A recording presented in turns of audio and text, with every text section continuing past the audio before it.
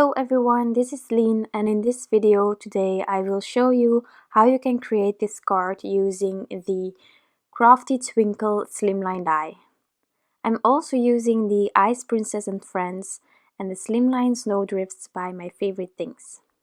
I started by die cutting the Crafty Twinkle Slimline Die, and I have poked out all the stars and the dots that are on this completed panel. I must admit, these stars that you can poke out of, or you can leave them in, are just fabulous. I decided to keep them separately to just have them as shaker materials for another card that I want to create. So that's something that you can do. You can also ink blend your background and just fill up those stars again. You can also use this panel as a stencil. So many ways of using this amazing die, just however you like it. I have already ink blended a bit of the spun sugar on the edges of this panel, and I thought of covering up the edges now so that I would just have a light pink edge, but this purple tape that I was using, the quality wasn't as good, so it lifted up while I was ink blending the darker colors. So in the end I just decided to remove the purple tape and blend all the way onto this panel with all the colors without leaving my edges lighter. But you can definitely choose whatever you want. Some people prefer having the completed panel in one color, some people prefer having a white border. But that's the gorgeous thing about this die. There is also the stitch detail on the edges, which I really like, so you can do whatever you want with it. I am also using my distress inks today, and this panel is from Strathmore Bristol Smooth. This paper is known to make it a bit easier to do some ink blending, to get a nice transition between different inks, because it is smoother and the ink sort of stays on top of it. You have so much more time to ink blend and wiggle the colors around however you want to. That's also why this paper is really handy if you are new to the ink blending and you have just the regular inks. Of course, if you don't have the regular inks, or if you have both the oxides and the regular ones and you are having trouble with ink blending, maybe start with the oxide inks.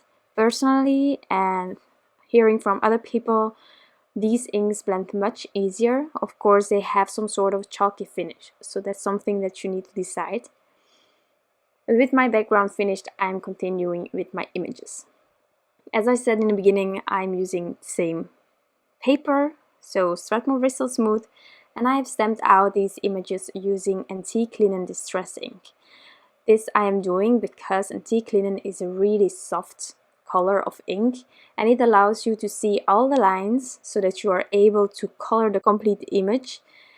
And then in the end you will still have the illusion of having it drawn by yourself, because the lines will be covered up by the colors that you are using, and that's just a wonderful end result in my opinion. So I really like doing this. You can also do this with Copic markers. However, I find that really difficult, but that's personal. But I have less control over Copic markers. Zigs are also really handy, and there are color pencils and all other sorts of mediums to use for coloring in your images. The idea is just that you use a really soft ink or a lighter color than what you are going to end up with, and then you can get this result.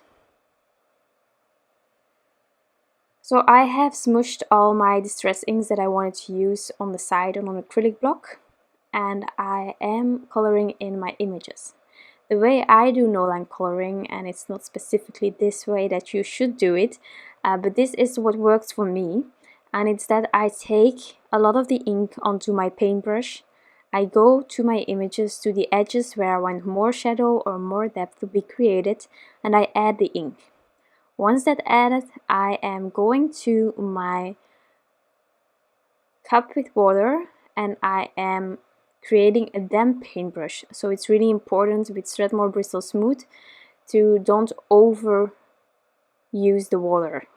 Strathmore Bristol Smooth can handle water, but also not as much.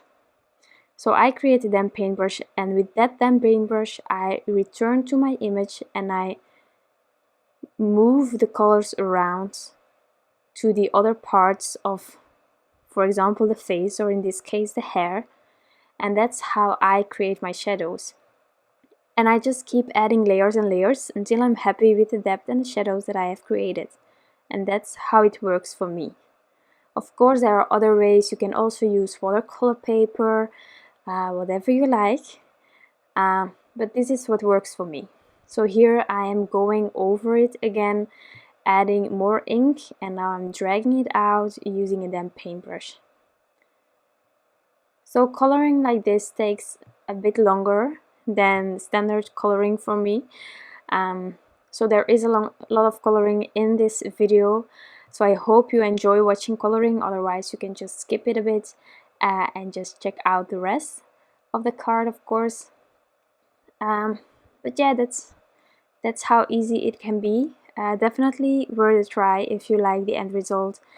You can only get better once you start with it and you try it out and see where you can improve yourself. For the dresses of the princesses, I decided to use the same colors as on the background, so that it all fit a bit more with each other, and it will all be pink because pink is beautiful. Sometimes you just need a pink card or a blue card, and that's just fine. So that's what I'm doing today, a pink card. So onto the dress as well, I'm just adding it where I want to have more shadow, and then my damp paintbrush, and I'm just dragging the color towards the rest of the dress. I don't mind having completely white areas on my images. If you don't like it, you can always use a watered down version of your distress ink or whatever ink you're using and just fill up the white space. I'm not going to color certain parts of the dress, like the bottom there. I'm going to add some glitter on there, so it doesn't need any color in my opinion. So I'm going to leave that white, but the rest of the image I will color completely, as well as on the other princess. So for the rest of the coloring I will put on some music and I will be back afterwards.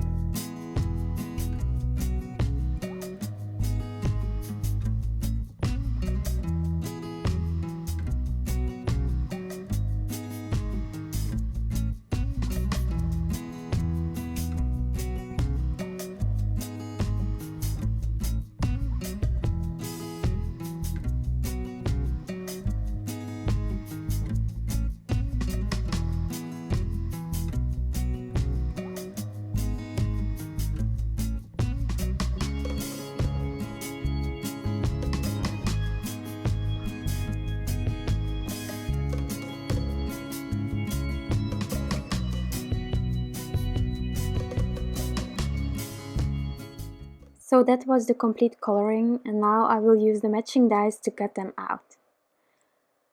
For the background, I also die cut the slimline snowdrifts and I trimmed them down to the width of this panel, and now I'm going to add my sentiment. So for the sentiment, I decided to check which color would work best, and I ended up with the Cranberry by Concord and 9th. So I'm going to stamp out this sentiment onto my lowest slimline snowdrift. And I'm stamping it a few times to get a good impression. And then I will add a gold piece of paper on the back of my panel.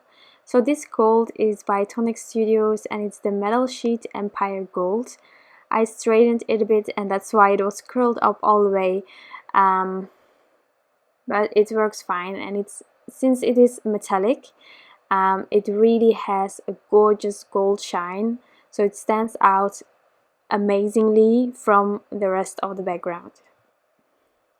I'm adding my snowdrifts now to my panel, and the first one I just added flat on there. My second one I am lifting up using some Scotch 3M foam tape, and I'm making sure to cover it completely to help during mailing.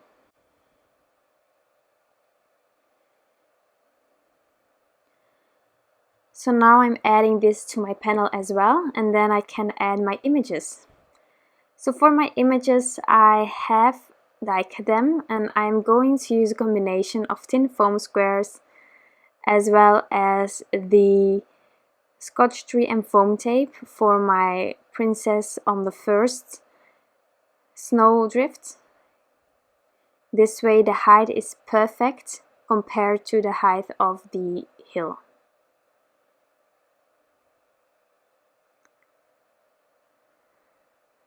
So I'm making sure that I'm not covering parts of the princess that will be overlapping with the hill, and then I can just add a bit of liquid glue on the bottom of the princess and everything will be secured. The fox I will just add to this hill with some liquid glue, and then I will finish these princesses, as I said before, with some glitter. So the glitter that I'm using is a Stickles diamond, and I'm going to add it to the dresses as well as to their crowns. And then when everything is dry, I also added this panel on a card base, of course. And then my card is completely finished. I really adore how this backgrounds turn out. I also really like all the ideas that I got to do with this panel, with the background that I die cut. There are so many ways of using it. So I think there will be a lot more cards that I can make with this die. I hope you enjoyed this video and that you like the end result. If you have any questions, just leave them here and we will get back to you. We hope you have a wonderful day left. Thank you so much for stopping by and we will see you soon. Bye!